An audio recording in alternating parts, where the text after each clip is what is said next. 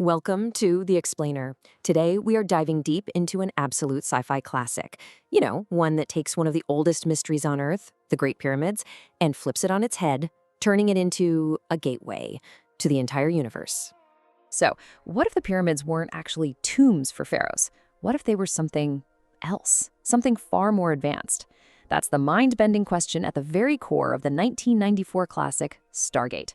The movie basically asks us to imagine that these ancient wonders weren't just monuments, but actual landing pads and, doorways for traveling across the cosmos. All right, so to really get what the Stargate is all about, we have to rewind. I mean, way, way back. This isn't just a modern mystery, its roots go back thousands of years. Okay, so check out this timeline. The whole thing kicks off way back in 800 BC. Picture this, a primitive Earth, an alien spaceship shows up and poof, a young boy just vanishes into this weird blue light. Fast forward thousands of years to 1928. Archaeologists in Giza are digging around, and what do they find? This massive, mysterious metal ring. And for decades, it just sits there, this unsolved puzzle locked away in a military base, right up until our story really gets going in 1994. So you've got this ancient alien puzzle on your hands. How in the world do you even begin to solve it? Well, turns out you need to find the one person who's just, crazy enough to think completely outside the box. Or, in this case, completely off the planet.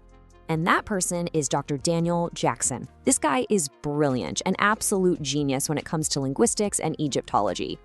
But his career's pretty much in the toilet. Why? Because he's got this theory that the pyramids are way, way older and more advanced than anyone in the mainstream will admit. His big wild idea? Aliens built them.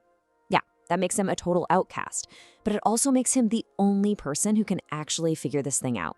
So the military brings Jackson in to look at these symbols on a cover stone they found with the ring. Everyone, and I mean everyone, thinks it's some lost language. But Jackson, he's staring at them, and then he has this incredible aha moment. He's looking at a picture of the Orion constellation, and it just clicks. These aren't words. They're not a language at all. They're star constellations. It's a map of the entire galaxy. Think of it like a cosmic telephone number. You need to dial the right address to connect. You lock in 6 different constellations on the ring to pinpoint your destination in space. But the real game changer, Jackson's brilliant insight, was finding the 7th symbol. That 7th symbol is the point of origin, where you're dialing from. For Earth, it's a little pyramid symbol. Once you lock in all 7 of those chevrons, bam, the Stargate fires up and it rips open a stable wormhole right across the galaxy. Okay, so the gate is open, what now? Well, a military team gets put together, led by the no-nonsense Colonel Jack O'Neill. It's a super high-stakes recon mission. With Dr. Jackson along for the ride, they take a deep breath and step right through that shimmering pool of water into a totally unknown part of the galaxy. And they come out the other side on a desert planet they'll learn is called Abydos. And guess what? They're inside another pyramid. But what they find there is just unbelievable. It's a whole civilization of humans. But this place is like a bizarro version of Earth's past. On Earth, technology moved forward. Here, it's forbidden. Back home, humanity fought for freedom. Here, they're still enslaved. And maybe the wildest part? Ancient Egyptian isn't some dead language you study in books. It's what they speak every single day. That initial thrill of discovery? Yeah, that doesn't last long.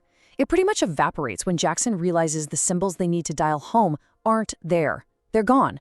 They're stranded millions of light years from Earth. Suddenly, this isn't a recon mission anymore. It's a desperate struggle just to survive. So, while they're desperately searching for a way back, Jackson does what he does best. He starts translating the hieroglyphs on the walls around them. And the story he uncovers? Well, it's the horrifying truth behind this entire civilization.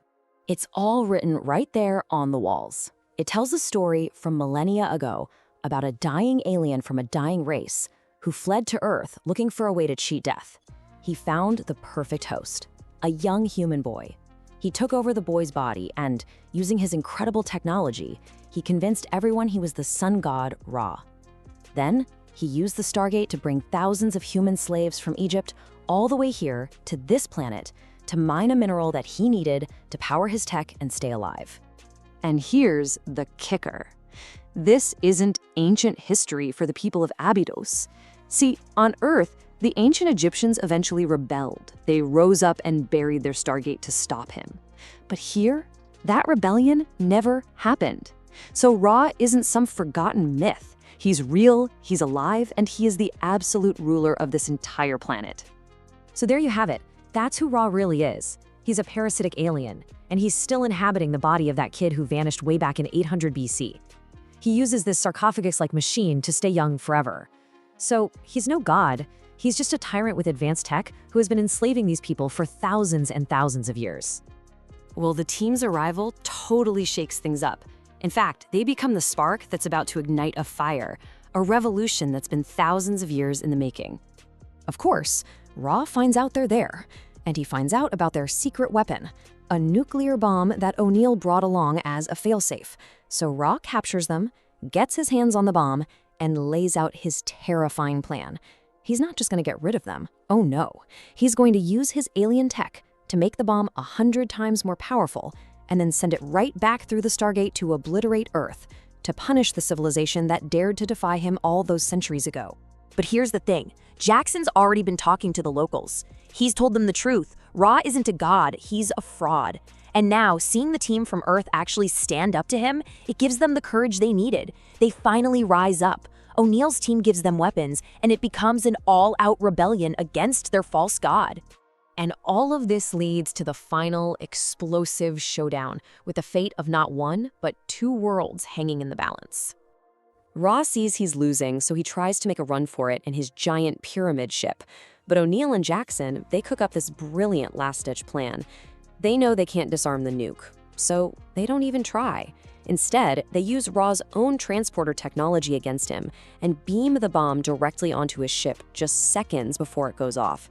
The explosion is massive.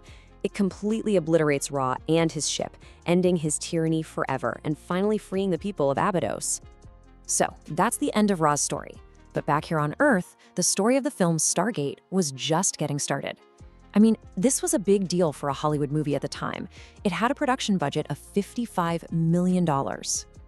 And wow, did that investment pay off. The film raked in almost $200 million at the worldwide box office. It totally proved that this crazy mix of ancient history and sci-fi adventure really hit a nerve with people. It wasn't just a movie, it was a phenomenon. It launched multiple TV shows, books, games. I mean, it created this massive, beloved franchise that fans are still passionate about today. You know, when you really think about it, Stargate is a story about how discovery is a total double-edged sword. Our curiosity can lead us to amazing new places and incredible knowledge. But there's always a risk, right? What you find on the other side might not be friendly. It could be a threat that we're just not ready for. And that really leaves you with one big question, doesn't it?